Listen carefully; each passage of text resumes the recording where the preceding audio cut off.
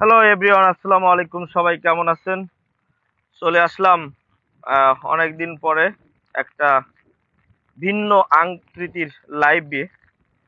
আপনারা দেখেই নিশ্চয়ই সবাই হতভম্ব হচ্ছেন যে আমরা এই ডিজিটাল বাংলাদেশের আহ, সময় পার করছি।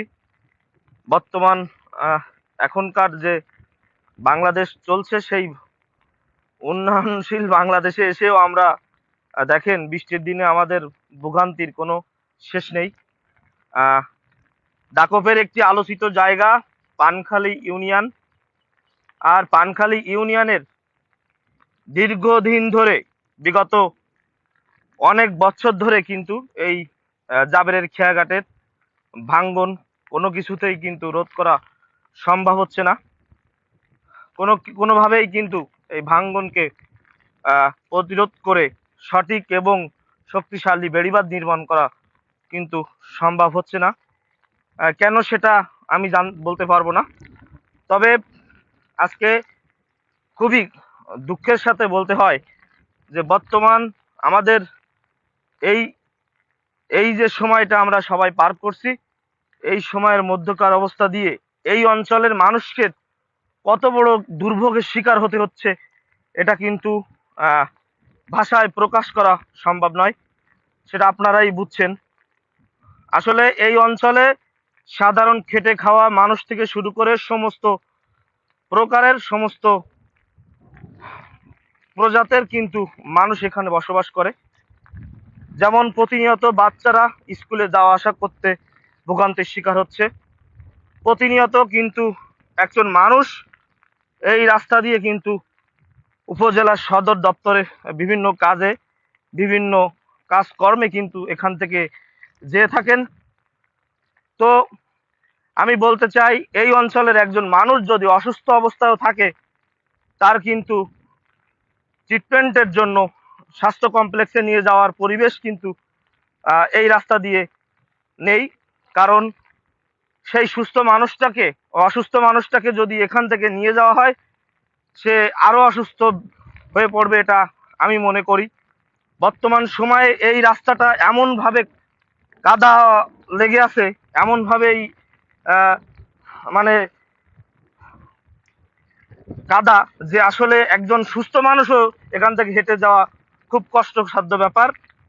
তো এই উন্নয়নশীল দেশে, এই দেশে কিন্তু এমন একটা সময় আমরা পানখালী দাকপ উপজেলার একটি প্রপার ইউনিয়ন, এই ইউনিয়নের সামান্য একটু রাস্তার বেহাল দশা কিন্তু রয়েছে।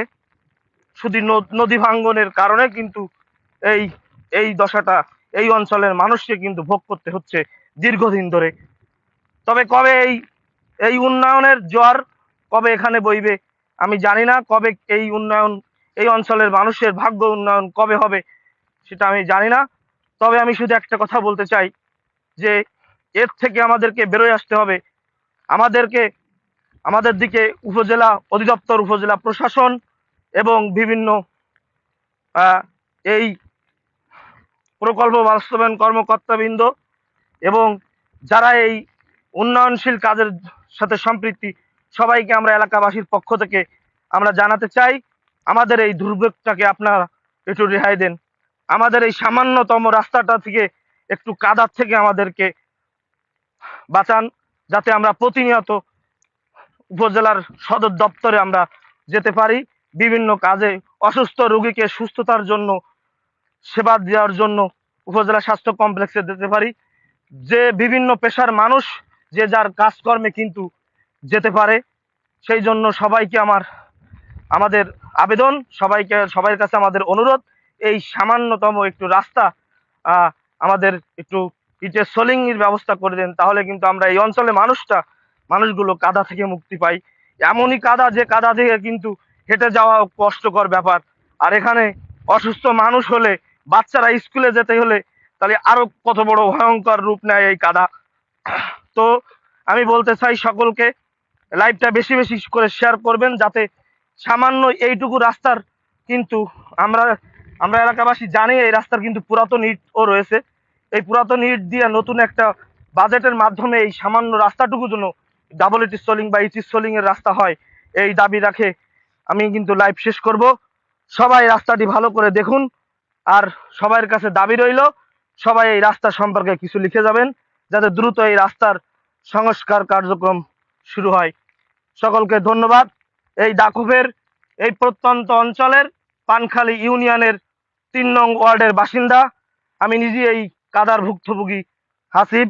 সবাইকে ধন্যবাদ, ভালো থাকবেন।